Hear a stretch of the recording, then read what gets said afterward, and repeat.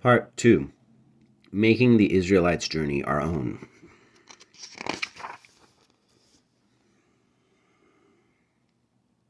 About the Seder.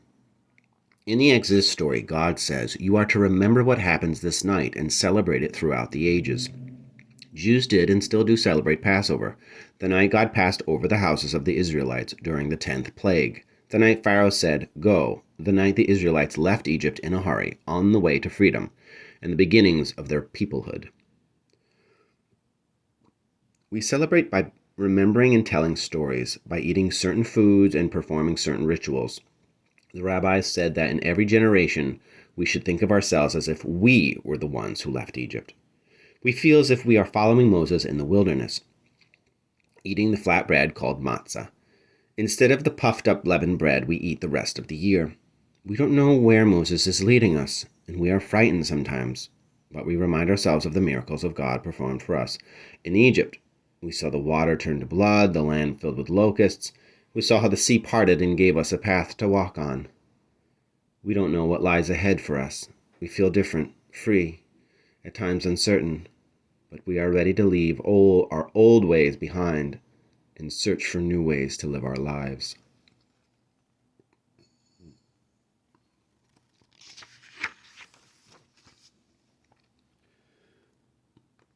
Before Passover, it's traditional to put away the dishes, silverware, pots, and pans used all year, and to clean out all the corners of our house of any crumbs of chametz, leavened bread products. We retell and reenact the Exodus story at special dinners on the first 2 nights of the holiday. All these acts help us relive history in our own homes and in our own lives.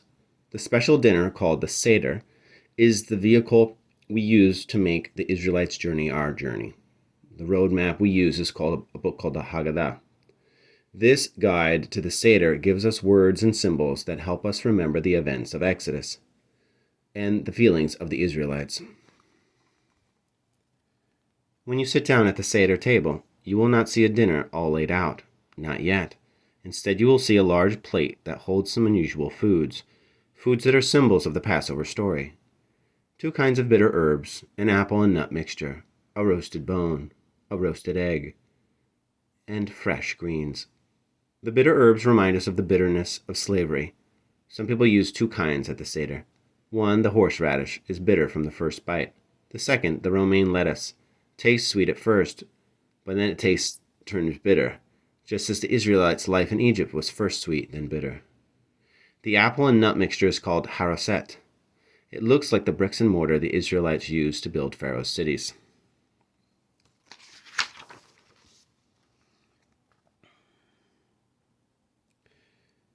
The roasted bone, the zeroa, often a lamb shank bone or a red beet for vegetarian families, is a symbol of the lamb the Israelites roasted and ate quickly on the night they left Egypt. The roasted egg, beitzah, represents another offering, the festival offering given on the 3 pilgrimage festivals in the ancient temple in Jerusalem, is also a symbol of new life. Fresh greens, karpas, usually parsley, celery, or lettuce, serve as a symbol of springtime and rebirth. In addition to these foods on the Seder plate, there are 3 matzot, plural for matzah, that are covered: a bowl of salt water, wine cups for everyone, as well as another wine cup, a big beautiful one, for Elijah the prophet.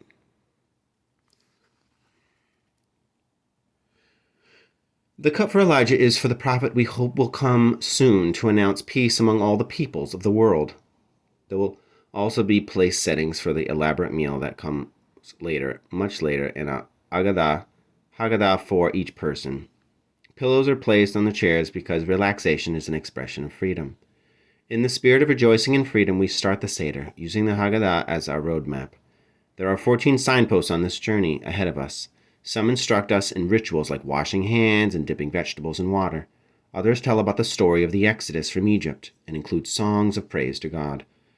We are free to meander on this journey, to ask our own questions, add our own comments, to make this retelling our story too. For the most important thing about the Seder experience is that it makes this ancient event in the history of the Jewish people real to us now.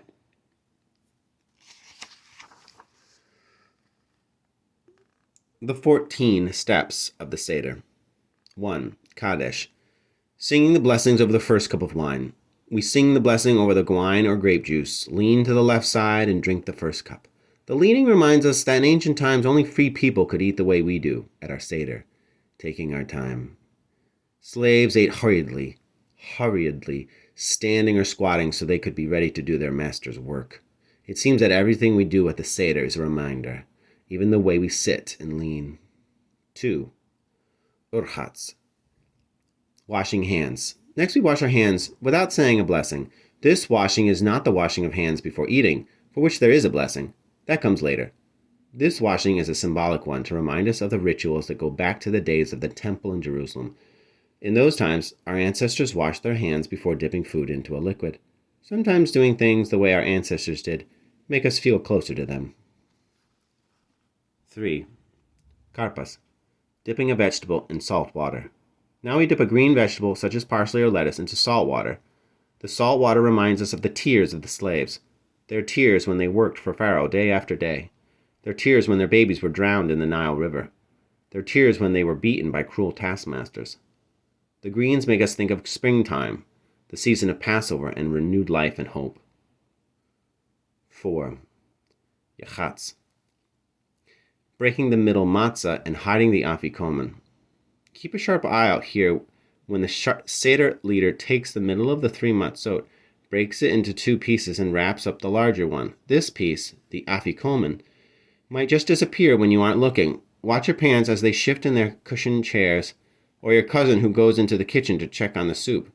If somehow the afikomen does disappear, you can have the fun of searching for it after the meal. When you find it, there will probably be a surprise for you and maybe a little something for everyone who took part in the search.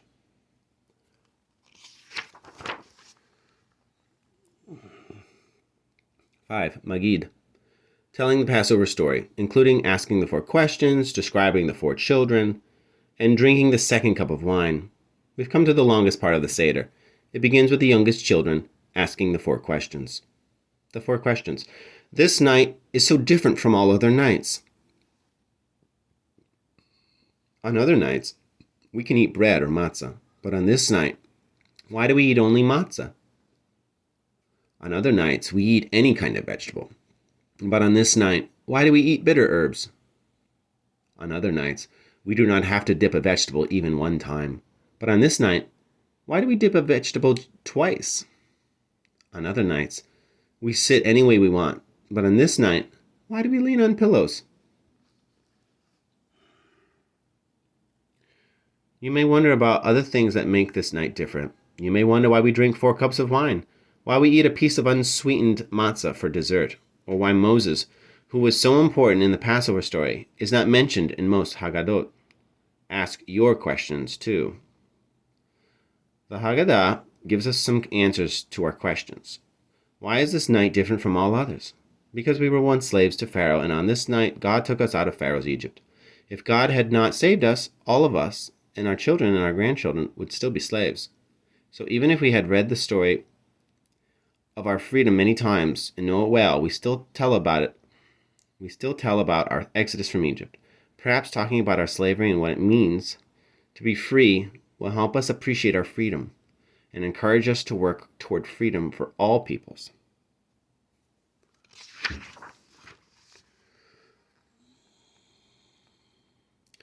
There are 4 different places in the Bible that say parents should tell the Passover story to their children. Because of these 4 statements, the rabbis who created the Seder described 4 children, all different. They understood that since there are different kinds of children, there must be different ways to tell about the Exodus. The important thing is that this story is told so that each child understands it, whether curious and knowledgeable, uninterested, and even rebellious, shy and innocent, or unable to ask a question. The 4 children. What does the wise child ask? What are all the laws God has given you about Passover? Since the wise child wants to know everything about the holiday, we tell this child all the laws and customs of Passover in great detail. What does the wicked child ask? Why do you bother with this Seder? The wicked child asks like an outsider and does not want to be part of the celebration. We shock this child hoping for a change in behavior by answering, I celebrate tonight because of what God did for me when I left Egypt. If you had been a slave in Egypt, you would not have been freed with your brothers and sisters. What does the innocent child ask? What is this talking all about? We explain to this child, with a mighty hand God took us out of Egypt, out of slavery. What about the child who does not even know how to ask a question? We start the discussion for this child by saying, we celebrate Passover because of what God did for us when we left Egypt. Some people suggest that there is a little of the four children in each one of us, that none of us are all wise, all wicked, all simple, or all unknowing. Each one of us is a mixture, and we ask different kinds of questions as we grow up and change. Where do you fit in?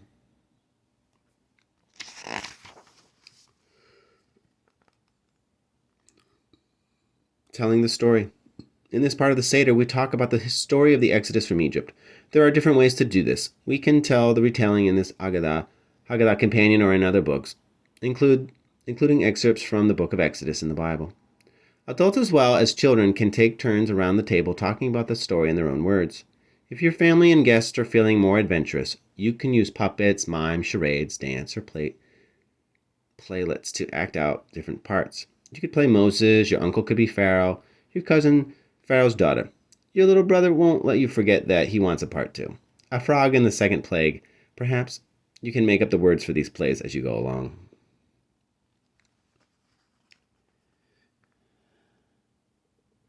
Naming the 10 plagues. As we name each plague, we dip a finger or a spoon in our full cup of wine and spill a drop. When the sea of reeds closed over Pharaoh's army, the angels in heaven wanted to rejoice and sing songs of praise. But God stopped them, saying, "How can you sing such happy songs when my children are drowning?" By spilling a drop of wine when saying each plague, we remember with sadness the suffering, even of our enemies. We empty our cup of joy just a little. Blood. The water in Egypt turned to blood. Frogs covered the land. Lice. The dust became lice and filled the air with insects. Beasts. Wild beasts frightened the Egyptians. Cattle disease. The cattle became sick and died. Boils. The Egyptians broke out in sores. Boils. Hail. Fiery hail fell from the skies. Locusts. Swarms of locusts destroyed the crops. Darkness. The Egyptians experienced darkness in the middle of the day. Death of the firstborn. God passed through the land, killing the Egyptians' firstborn. Because we feel thankful for what God did for us in Egypt, we sing the well-known Seder song, Dayenu, next, and then drink our second cup of wine. If God had just taken us out of Egypt, Dayenu, it would have been enough. If God had just given us the Sabbath, Dayenu, it would have been enough. If God had just given us the Torah, Dayenu, it would have been enough. But God took us out of Egypt and punished the Egyptians and divided the sea for us and led us across on dry land and cared for us for 40 years in the desert and fed us manna and gave us the Sabbath and brought us to Mount Sinai and gave us the Torah and led us to the land of Israel and built the temple for us. Dayenu. Customs from other lands for telling. Adapted from a Sephardic custom. Someone goes out of the room and knocks on the door. "Who's there?" you ask. "A Jew," he or she answers. "Where are you from?" "Egypt." "What did you do there?" "I was a slave." "Where are you going?" "I don't know, I'm following Moses." "What are you carrying?" "Carrying matzah because I didn't have time to make bread." "How long did it take you to get here?" 40 years. And so the questions go back and forth and make the Exodus seem more real. From an ancient Baghdad custom, the Seder leader asked the children questions as if they were the Israelites leaving Egypt. "If you were leaving Egypt 3,000 years ago, how would you get ready for the journey? What would you take? How would you feel?" From an Oriental custom, you can pretend you are an Israelite about to walk out of Egypt. You can drape a sheet around you or wear a bathrobe. Put matzah on your left shoulder, sandals on your feet, and hold onto a walking stick. Then march around the table into other rooms, even outside on the street, to relive the Exodus. After this telling part of the Haggadah, we do a few more rituals that prepare us to eat our meal and also remind us of the slavery and freedom we have just talked about. 6. Raksa. Washing the hands before the meal. We wash our hands, say the blessing in preparation for the meal. Motzi matzah. Saying the blessings for matzah. We say blessings over the matzah. One is a blessing that is said all year for bread, and one is said specially for matzah. Maror. Tasting the bitter herbs and dipping them in haroset. For the second time at the Seder, we dip. This time we dip maror, bitter herbs, into haroset, the sweet apple and nut mixture. The Haggadah has us use our senses to experience slavery. It doesn't rely only on words to help us relive our ancestors' journey. Tasting the bitterness of maror is like tasting a little of the bitterness of slavery. Even smelling the maror may make your eyes water and your nose run. Looking at the reddish-brown color of the haroset is like looking in the mortar and bricks our ancestors used to make buildings for Pharaoh. Tasting again, this time, the haroset gives us a little surprise because it's sweet. It leaves our senses with a reminder of the hope of freedom. Korech, eating a matzah and bitter herb sandwich. A famous sage of long ago named Hillel ate matzah and bitter herbs together. When you eat this Hillel sandwich, think of tasting freedom and slavery together, and how the matzah of the slave became the matzah for the free. Think of the bitterness and the joy of the Passover story. 10. Shulchan Orech. Enjoy the festival meal. Now we are at the part of the Seder everyone has been eager for, the meal. Enough of the little teasers of parsley and matzah and crushed nuts, apples, and wine. Enough of history and rituals, questions and answers. Our stomachs are rumbling, and we all want to sink our teeth into Mom's matzah balls, chicken soup, Uncle Saul's brisket of beef and sweet carrot stew, and Aunt Ida's sponge cake. Take time to enjoy this part of the Seder, and when you are full and rested, we will talk and sing and remember some more.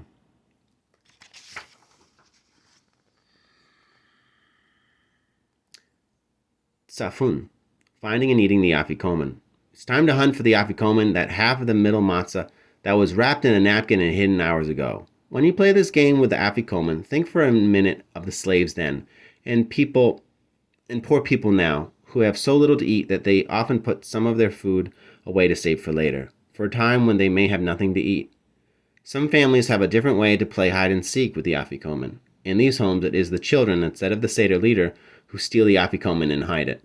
Either way, when the meal is over, they often refuse to give it back. This can get a spirited bargaining session going with the Seder leader for a better prize, since the Seder cannot continue until the afikomen is found, and a small piece eaten by everyone at the table. Barech. Singing the blessings after the meal, drinking the third cup of wine, and opening the door for the prophet Elijah. Once again we all settle in our chairs around the Seder table, the children excited about their search and surprises, the adults relaxed after their tea and coffee, and chance to chat with one another. Feeling satisfied, we sing the blessings that thank God for our food and company, our holy laws and our freedom, and we drink the third cup of wine. It is at this point in the Seder that many people remember other times in our history when we were slaves. Some interpret the Hebrew word for Egypt, Mitzrayim, to mean straits or a narrow place, a place in which we were confined. There have been other Egypts, other narrow places, and other pharaohs in our long history.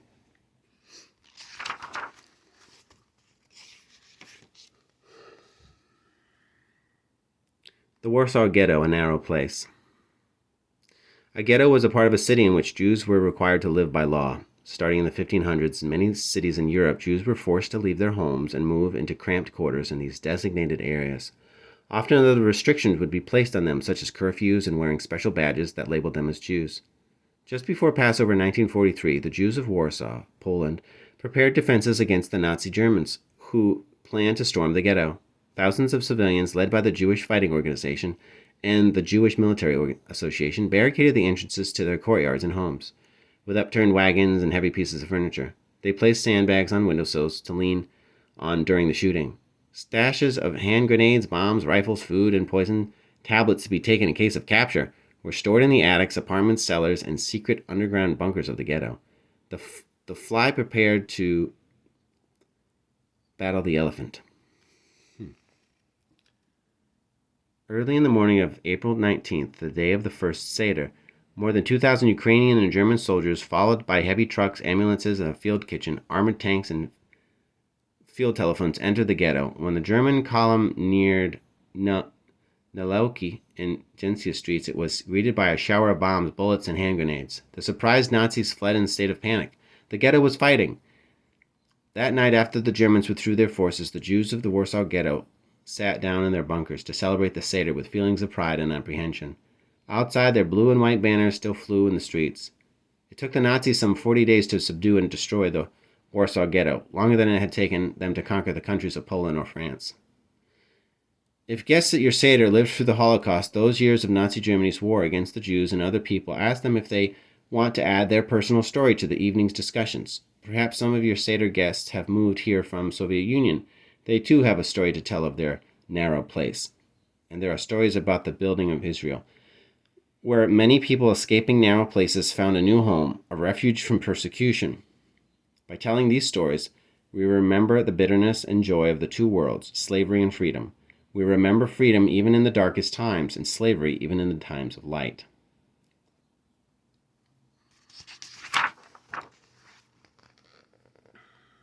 Elijah's cup, symbol of hope. The Bible tells us that Elijah the prophet never died, but was lifted to heaven in a fiery chariot within a great whirlwind. Many stories through the ages tell of Elijah's reappearance on earth, dressed in different disguises to help those in need, to guide and to teach. Elijah also has a role in bringing about the time of the Messiah, the days of peace. Elijah will announce these days, settle all quarrels, and establish harmony in the world. At the sound of his trumpet, the primal light that shone from the creation will fill the world, and evil will be banished forever. Because Jews eagerly await the time of peace, they are always looking for Elijah, hoping he will come this year, perhaps at this very Seder. In honor of Elijah, we place a large and beautiful wine cup on the Seder table and invite him in by opening the door so he can drink from this cup. Some children check and say they do see less wine in the cup. Do you? When you open the door for the great prophet, you may feel a shiver of excitement, of anticipation. You may hope that this year will be different, a time of peace in the world. Are you ready to do your part? To share in the work of preparing the world? To meet Elijah halfway? 13. Hallel, singing the psalms of praise and drinking the fourth cup of wine.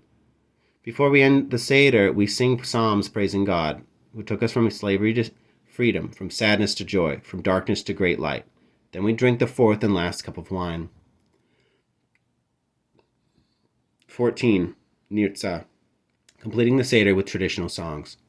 Feeling a mixture of tiredness and excitement, we end the Seder with songs. While you are singing, think of our journey tonight. Looking at the Seder table, we see the familiar matzah and salt water, roasted egg, and Elijah's cup. We see the bitterness of our ancestors' lives and the hope they still carried within them. We see that a symbol of slavery, matzah, can also be a symbol of freedom. And we carry these symbols and thoughts into our own lives as reminders of our history, our ups and downs, our sorrows and joys, and above all, our faith and longing for a sweet and peaceful future. This song, sung every year at the Seder, expresses that longing and our hopes for peace. Next year in Jerusalem. Next year in Jerusalem at peace. One little goat. This Passover favorite tells the story of a little goat bought for 2 coins. 2 zuzim. It is eaten by a cat, that is bitten by a dog, that is beaten by a stick, that is burned by a fire, that is quenched by water, that is drunk by an ox, that is slaughtered by a butcher, who is called for by the angel of death, who is killed by the Holy One. The singing of this song traditionally ends the Seder until next year. Some suggest that the one little goat, Gadya, stands for the Jewish people, and that the 2 zuzim represent Moses and Aaron, who led the Jews out of Egypt with God's help. The remaining characters in the song stand for different enemies of the Jewish people, all of whom were destroyed.